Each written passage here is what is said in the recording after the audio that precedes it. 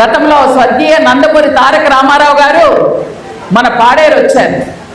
వచ్చిన తర్వాత ఇక్కడ ఉన్నటువంటి ప్రజలు ఆకలికి అలమటించిపోతున్నారు. ఉండడానికి ఇల్లు లేదు, కట్టుకోవడానికి బట్ట అందుబాటులో లేదని కూడు గుంట నీడ అని చెప్పి తెలుగుదేశం పార్టీ స్థాపించడమే కాదు, స్థాపించిన తర్వాత ప్రత్యేకించి మన గిరిజన ప్రాంతానికి, మన గిరిజనులకు 2 రూపాయలకే కిలో బియ్యం పెట్టారు.